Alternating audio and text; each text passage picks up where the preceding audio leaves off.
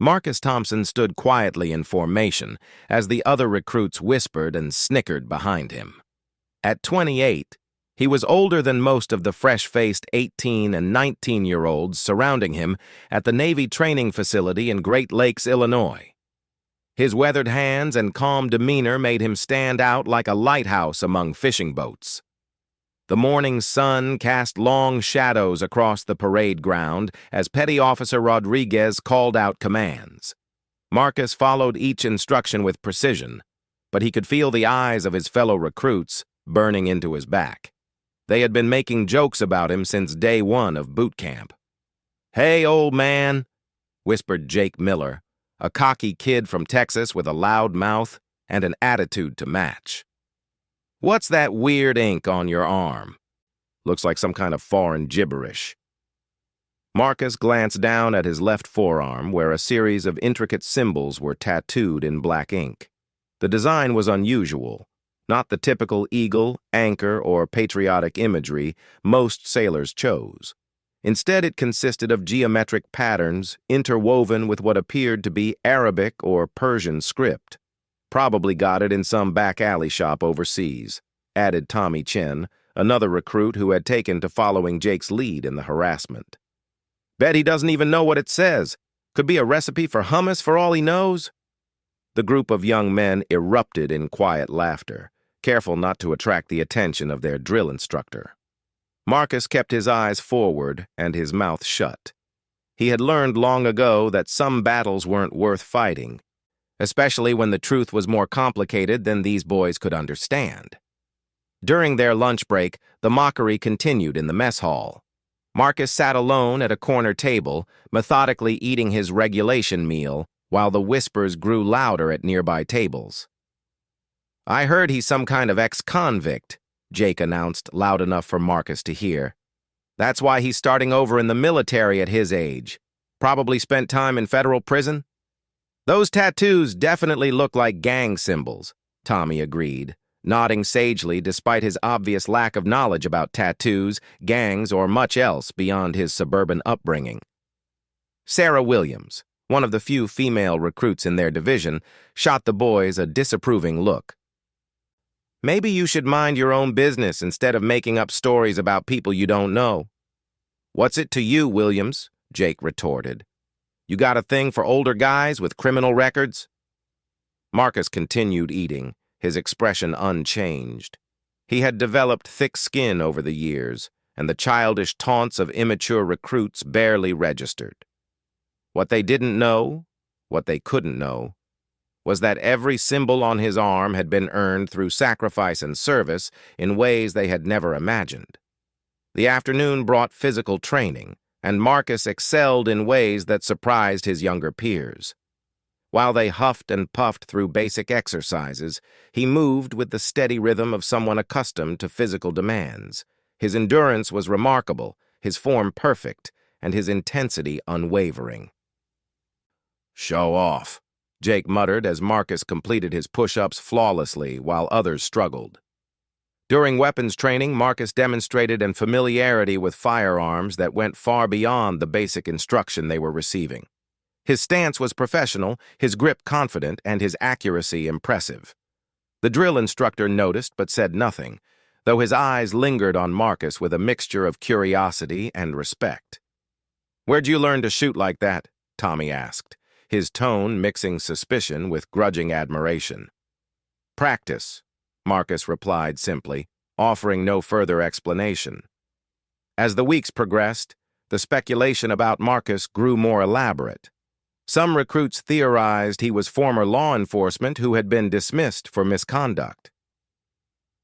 Others suggested he was an ex-military member from another branch seeking a fresh start after some scandal.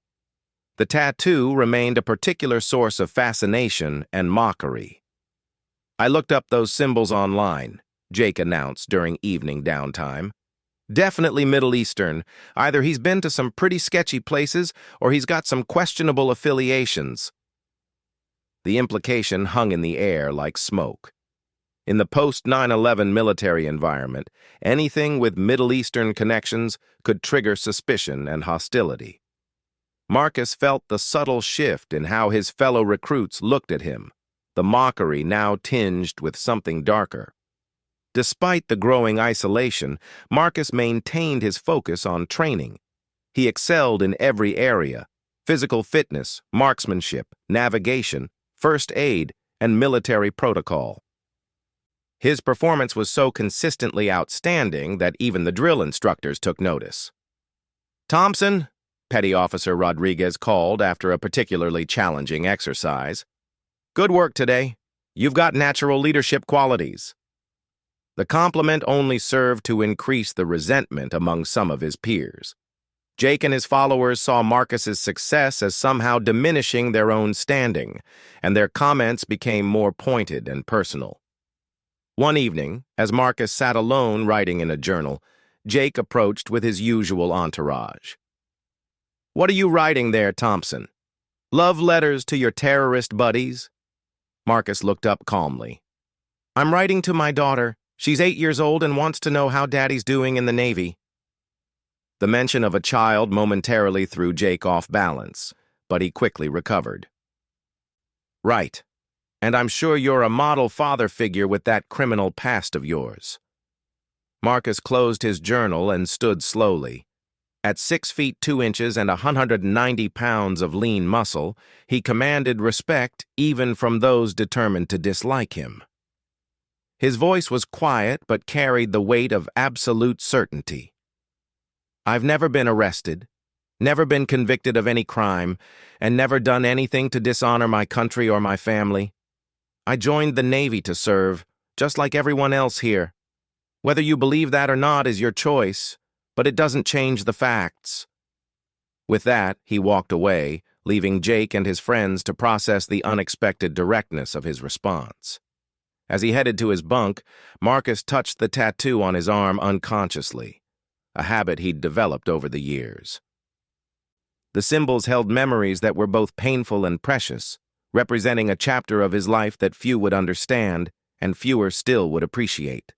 Tomorrow would bring new challenges, new opportunities to prove himself, and perhaps new chances for his fellow recruits to discover that their assumptions about him were not just wrong, but spectacularly misguided. The truth about Marcus Thompson and his mysterious tattoo would soon surface in a way that would transform not just how others saw him, but how they understood the very meaning of service and sacrifice. The announcement came during morning formation on a crisp Thursday in November. Admiral William Harrison, a 4-star admiral with silver hair and steely blue eyes, would be conducting a surprise inspection of the training facility. The news sent ripples of nervous energy through the recruits, who scrambled to ensure their uniforms were perfect and their quarters spotless. Marcus Thompson polished his boots with the same methodical care he applied to everything else, while around him his fellow recruits buzzed with anxiety and excitement.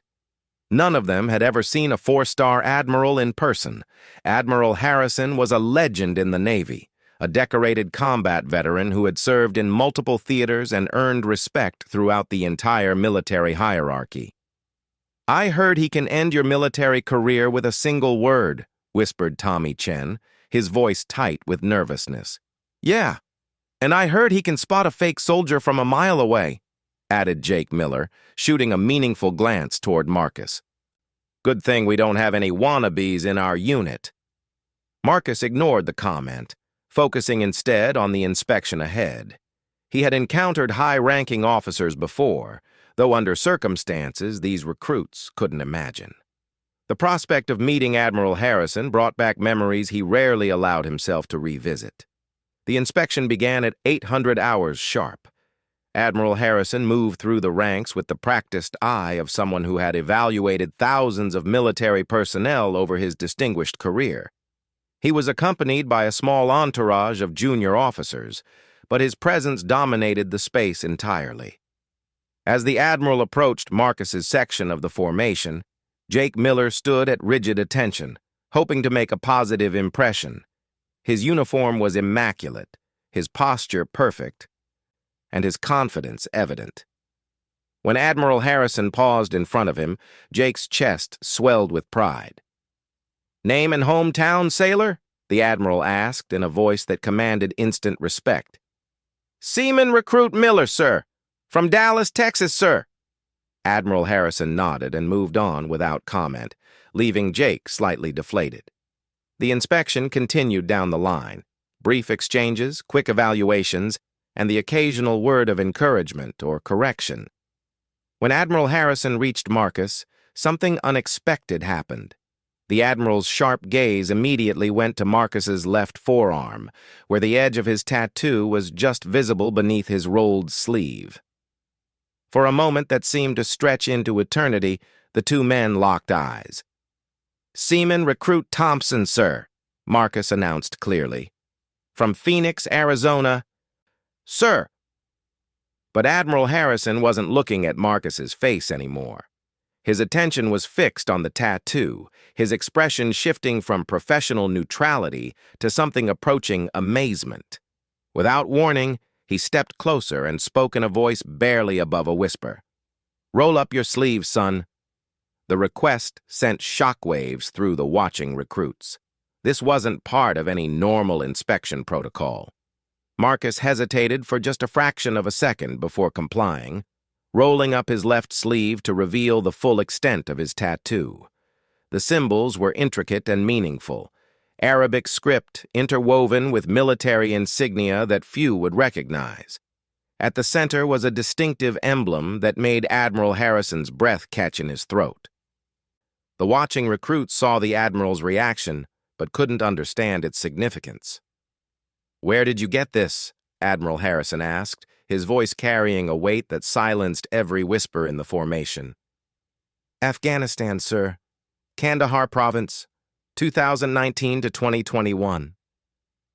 Marcus's response was crisp and professional, but those who knew how to listen could hear the depth of experience behind those simple words. Admiral Harrison's eyes widened with recognition and something that looked remarkably like respect. What unit? CIA Special Activities Division, sir. Embedded with Afghan National Army Special Forces. Counterterrorism operations in the Arghandab district. The words hit the formation like a thunderclap. These weren't the credentials of an ex-convict or a criminal. Marcus Thompson had been a CIA operative working in one of the most dangerous regions of Afghanistan during some of the most intense fighting of the war. Admiral Harrison studied the tattoo more closely, recognizing symbols that represented commendations and operations known only to the highest levels of military intelligence. The Arabic script wasn't gang markings or random foreign words. It was a memorial to fallen Afghan allies who had died fighting alongside American forces. How many operations? The Admiral asked quietly. 73 successful missions, sir. Counter-IED, direct action, and intelligence gathering. Partnership building with local forces. The Admiral nodded slowly, his understanding of Marcus's background becoming clearer with each revelation. The CIA's Special Activities Division was among the most elite and secretive units in the American military structure. Their operatives worked in the shadows, often without recognition or acknowledgement, risking their lives in operations that would never make the news. Why the Navy? Admiral Harrison asked, genuinely curious about Marcus's decision to join conventional military service after such high-level experience. My daughter, sir. I want to be present for her life while still serving my country. The Navy offers opportunities for stability while maintaining the mission focus I'm accustomed to. Admiral Harrison glanced around at the stunned faces of the other recruits, then back at Marcus. The transformation in the formation was palpable. Jake Miller's face had gone pale with the realization of how completely wrong he had been. Tommy Chen looked like he wanted to disappear into the ground. Sarah Williams watched with a mixture of vindication and respect. What do the symbols represent? The Admiral asked, pointing to specific elements of the tattoo. Marcus explained each element with quiet dignity. The Arabic script honored 3 Afghan interpreters who had died in an ambush while protecting his team. The geometric patterns represented the mountains of Hindu Kush where he had operated.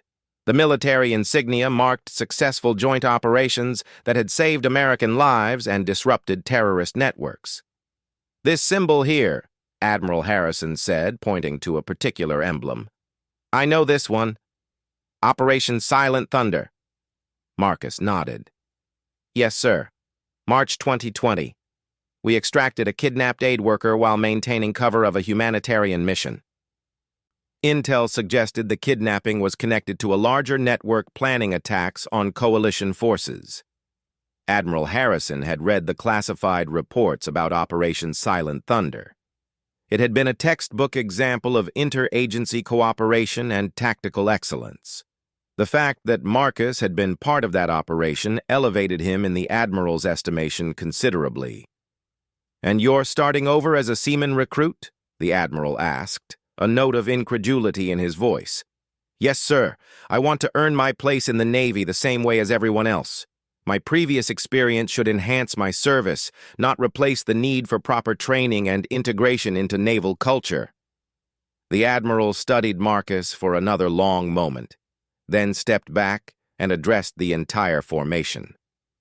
His voice carried across the parade ground with the authority of 4 decades of military service. "Recruits, you have among you someone who has already served his country with distinction in ways most of you cannot imagine. Seaman Recruit Thompson's service record is classified at the highest levels, but I can tell you that he has earned the respect of military leaders around the world." The silence that followed was deafening. Every assumption, every joke, every moment of mockery suddenly seemed not just wrong, but shamefully ignorant.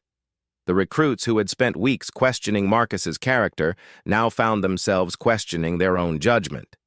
"His tattoo," the Admiral continued, "represents sacrifice, partnership, and service at the highest levels. Each symbol was earned through actions that protected American lives and advanced American interests in one of the most dangerous regions on Earth." Jake Miller felt his stomach drop as the full weight of his behavior crashed down on him.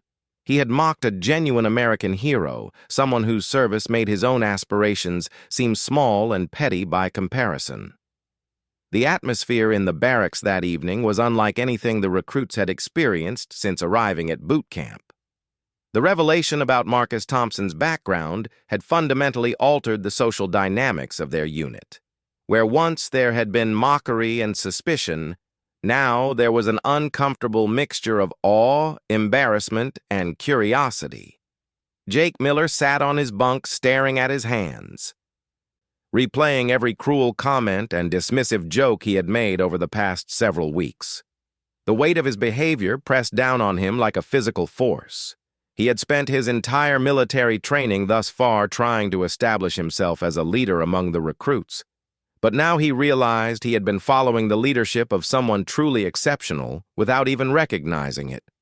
Marcus sat at his small desk writing in his journal, the same activity that Jake had once mocked as suspicious.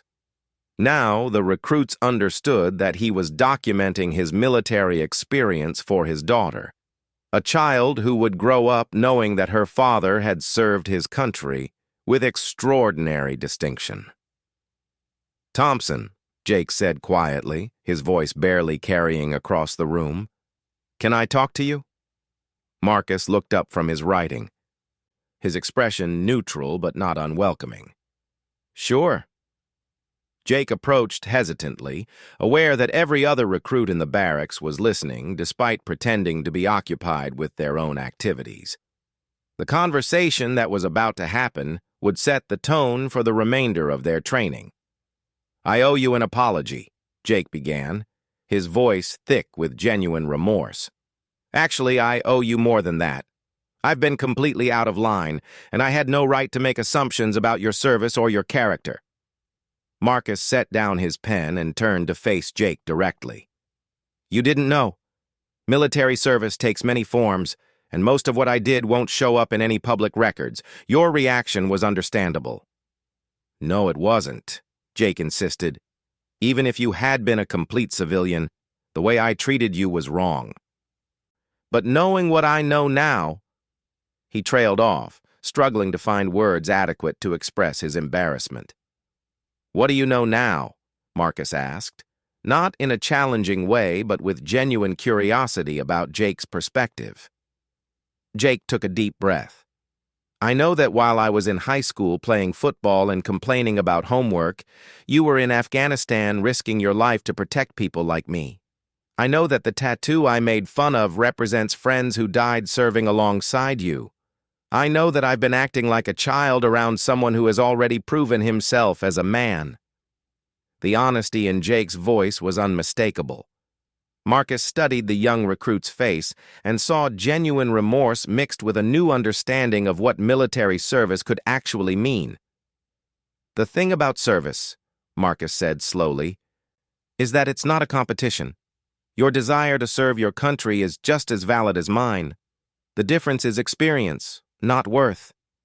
Tommy Chen approached their conversation, having worked up the courage to add his own apology. I followed Jake's lead in making fun of you, and that was cowardly. You deserved better from all of us. Sarah Williams, who had defended Marcus from the beginning, came over to join the group. I'm proud to serve alongside you, she said simply. What Admiral Harrison said today, about you protecting American lives, that means something. As word of the day's revelation spread through the training facility, Marcus found himself in an unexpected position. Other recruits from different units sought him out with questions about military service, combat experience, and the realities of overseas operations. He answered their questions thoughtfully, always emphasizing the teamwork and sacrifice of others rather than his own actions. The drill instructors treated him differently as well. Petty Officer Rodriguez pulled him aside after evening formation. Thompson, I had no idea about your background when you arrived. The Admiral briefed me after the inspection. I want you to know that your decision to go through boot camp like everyone else shows real character. A lot of people with your experience would have demanded special treatment. This is where I need to be, Marcus replied. My CIA experience was valuable, but it doesn't make me a sailor. I need to learn naval traditions, naval culture, and naval teamwork. Starting at the bottom is the right way to do that. Over the following weeks, Marcus became an unofficial mentor to his fellow recruits. His approach was never condescending or superior. Instead, he shared practical knowledge and encouraged others to push themselves harder. He helped Jake improve his marksmanship, taught Tommy advanced first aid techniques, and supported Sarah as she worked to excel in the predominantly male environment. The story of Marcus's background eventually reached beyond their training unit. Other instructors and military personnel throughout the facility learned about the CIA operative who was choosing to restart his career as a Navy seaman recruit. Some questioned his decision, but most respected the humility and dedication it represented. During a weekend liberty, Marcus finally opened up to his fellow recruits about his experiences in Afghanistan. They sat in a quiet corner of the base recreation center as he shared carefully chosen stories that illustrated the complexity and danger of his previous work. The hardest part wasn't the missions themselves, he explained. It was saying goodbye to the Afghan soldiers who fought with us. Many of them had families, dreams, and hopes for their country's future. When we left, we knew that some of them would pay a price for helping us. Is that why you got the tattoo? Sarah asked gently. Marcus nodded. Ahmed, Rashid, and Hamid, 3 interpreters who died in an ambush that was meant for my team. They threw themselves between us and the gunfire. The Arabic script is their names and a phrase that means, brothers in honor. I wanted to carry them with me wherever I went. The emotional weight of his words affected everyone present. These young recruits were beginning to understand that military service involved more than uniforms and ceremonies. It meant accepting responsibility for others and living with the consequences of life and death decisions. Jake, who had transformed from antagonist to devoted follower, asked the question that everyone was wondering about. Why didn't you tell us from the beginning? Why let us treat you badly when you could have shut us down immediately? Marcus smiled for the first time since his arrival at boot camp. Because you needed to learn that respect has to be earned, not demanded. If I had started by telling you about my background, you would have treated me differently for the wrong reasons. This way, when you finally showed respect, I knew it was based on character rather than credentials. The wisdom of his approach became clear to all of them. By allowing himself to be tested and judged, Marcus had taught them valuable lessons about assumptions, leadership, and the true meaning of service. As their boot camp graduation approached, Marcus Thompson had become the unofficial leader of his recruit division. Admiral Harrison returned for the graduation ceremony and specifically sought out Marcus afterward. "I've been following your progress," the Admiral said. "Your instructors tell me you've had a positive influence on your entire unit. They're good people, sir. They just needed to understand what we're all working toward." "I have a proposition for you," Admiral Harrison continued. "I'm putting together a special operations unit that could use someone with your background and your leadership abilities. Interested?" Marcus considered the offer carefully. Special operations would mean more deployments, more time away from his daughter, and a return to the high-stakes world he had left behind. But it would also mean using his skills at the highest level of military service. "With respect, sir, I'd like to serve with my current unit first. These recruits have become my team, and teams don't abandon each other when things get interesting." Admiral Harrison smiled with genuine appreciation. "Spoken like a true leader. The offer stands whenever you're ready." As Marcus watched his fellow graduates celebrate their completion of boot camp, he reflected on the unexpected journey that had brought him to this moment. He had come seeking a new beginning and found something more valuable, a group of young Americans who had learned that service means more than following orders, and that true strength comes from lifting others up rather than putting them down. Jake Miller approached him one final time as they prepared to leave for their next assignments. "I learned more from you in these past few months than I did in 4 years of high school," Jake said. "Thank you for not giving up on us when we didn't deserve your patience." Marcus placed a hand on Jake's shoulder. "The measure of a person isn't where they start, but where they choose to go. You chose to grow, and that makes all the difference." As they parted ways to begin their naval careers, each carried lessons that would influence their service for years to come. Marcus Thompson had proven that true leadership isn't about demanding respect through rank or intimidation. It's about earning it through character, wisdom, and an unwavering commitment to bringing out the best in others.